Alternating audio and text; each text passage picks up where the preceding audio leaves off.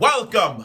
We are back. The GOAT, top 3 best protagonist isekai character of all time is back. We are back. Naofumi is back. We're back now with a season 3 of the Rising of the Shield Hero. I want to count the ways going towards this season. Season 1 of Rising of the Shield Hero, I'll be honest with you guys, I didn't think I was going to do a review of this show. I kid you not. I didn't think I'd do a review. I watched the first 4 episodes of the Rising of the Shield Hero. I remember a couple years ago, that someone commented on my video and said, have you watched Rising of the Shield Hero? You should watch it. So I watched the first 4 episodes of the Shield Hero.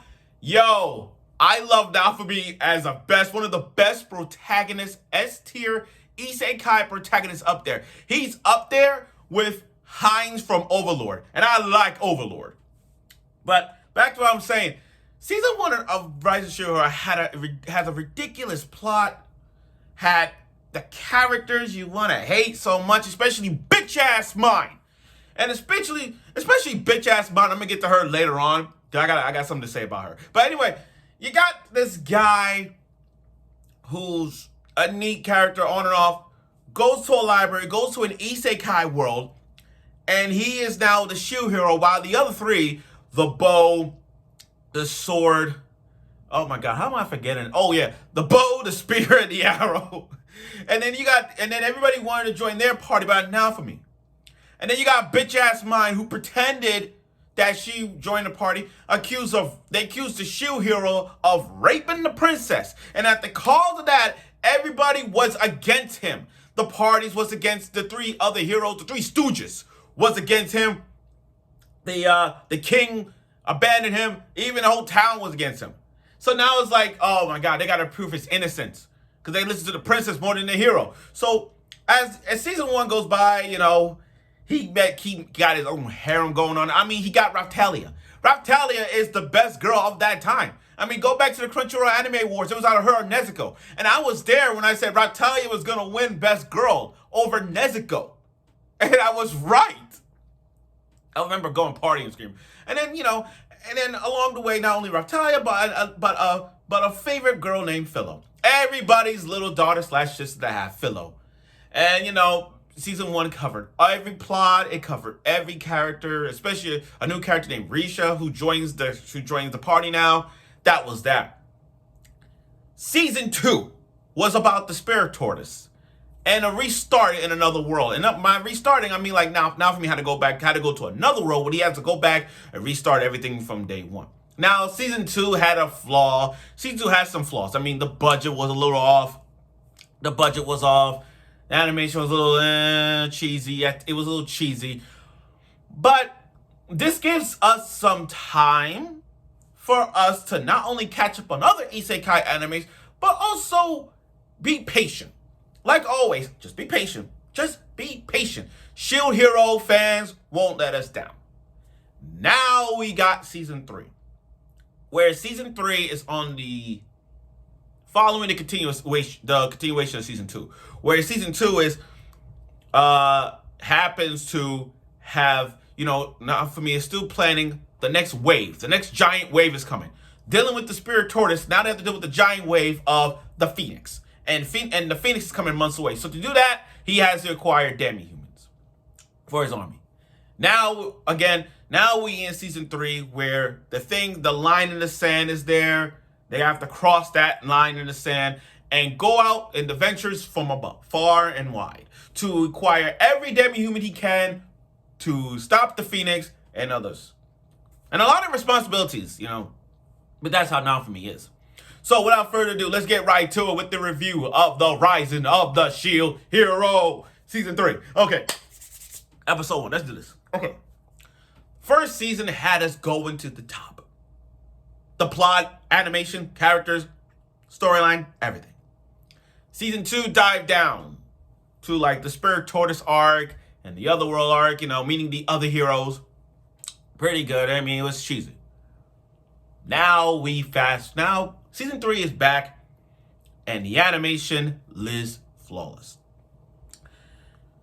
You know, the opening of the Shield Hero Season 3, I loved it. I mean, I love it. Showing us the characters, the soundtrack, the opening is really amazing. Like, I just love it. Especially, why they gotta have bitch ass Mine in the opening? Can we have an opening without bitch in the opening? I'm just saying. Now, after coming back to the world, everything's changed for Naofumi and his party. You know, Naofumi and his harem. I mean, I understand people say that is harem. Sorry. I understand that is harem, but, you know, that's everybody's harem. Okay. So now they back to their world, and things have changed. The three stooges, the three hero stooges, those guys, they're gone. Gone. They're freaking gone. Which I'm like, yay! They're gone. I don't give a shit about the other three. I said this before, and I'll say it again. I don't give a fuck about the other three heroes. Like, I don't care. I don't care if they die. That's how funny and serious I am with this series. Because the three heroes treat him so bad that I wish they died. Because I don't give a fuck. Now, going off. I'm sorry, guys. I just love the Shield Hero so much. Anyway, back to what I was saying. Coming back to him, you know, things have changed.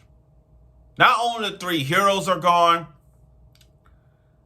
the demi-humans, the demi-humans have scattered around ever since Naofumi. This whole slavery thing from Naofumi's, it's like every demi-human has scattered throughout the countries. And Naofumi's goal is to get everything back. Get all the demi-humans that they took from him, like take everything back and gather also so he could be ready for this army. I mean, get ready for the Phoenix that is coming. So he traveled around seeing all these demi-humans suffering.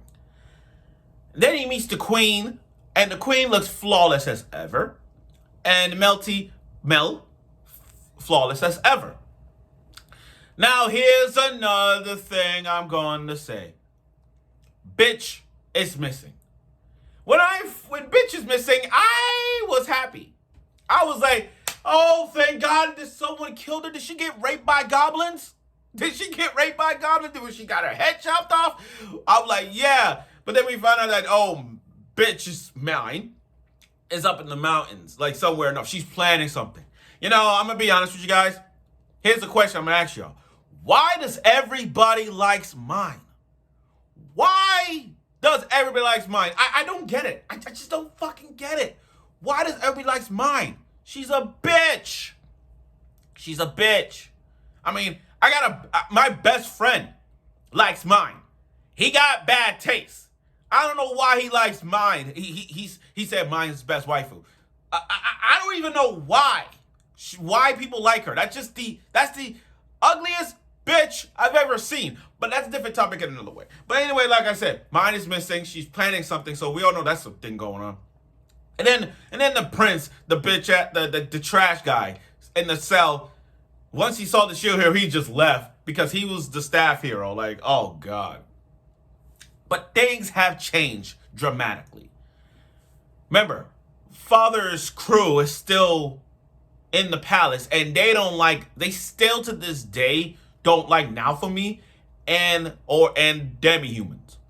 Which I find is stupid because Naofumi has helped them a lot, and they still treat them like trash. But now that the three heroes is done, there's down to the four heroes now. So the country itself is trying to get back up and running, this and that. Anyway, Mel is moving to the countries near Naofumi's country so that they could help each other out. Which I have a bad feeling about that because I got a bitch ass Mine is gonna be there. Like I'm just like, oh God. So most of the slaveries in that country has been scattered around, and Naofumi has to get them back. And the only way to get them back is to travel far and wide to another place where most of that area is considered money is the root of all. You know how they say money is the root of all evil? That's the place right there. Where it's nothing but merchants and slavery.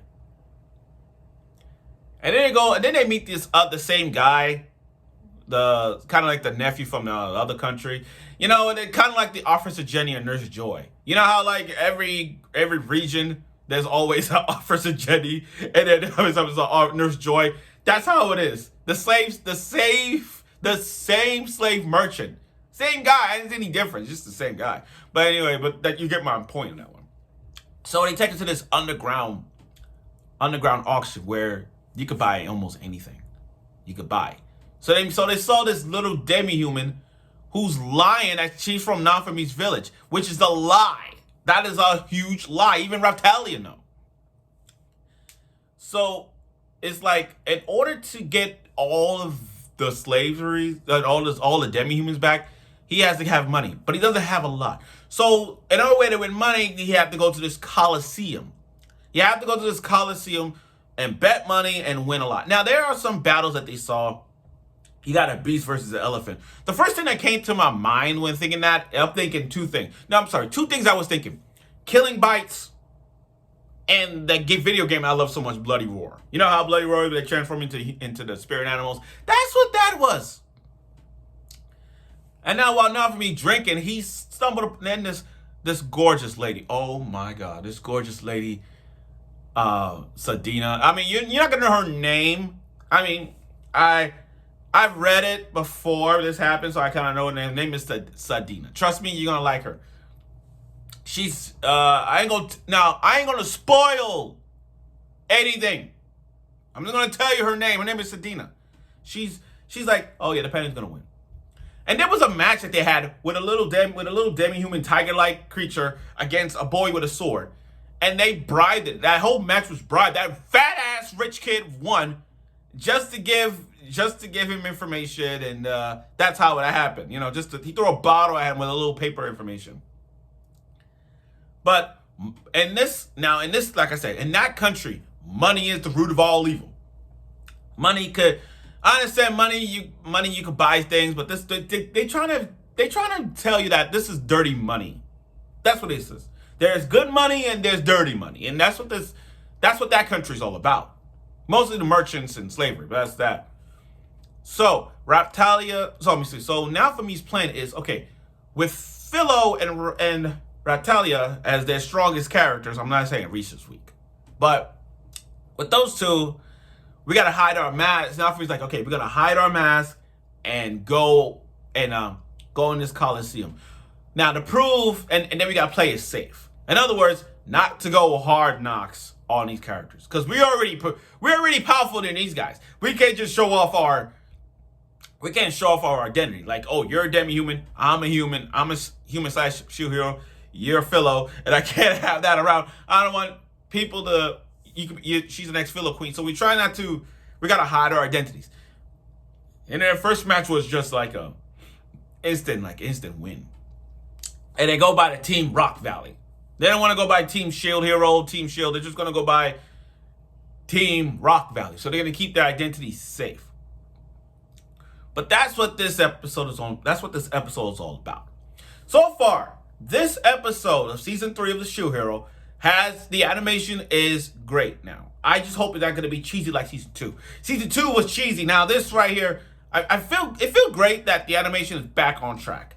The opening is there.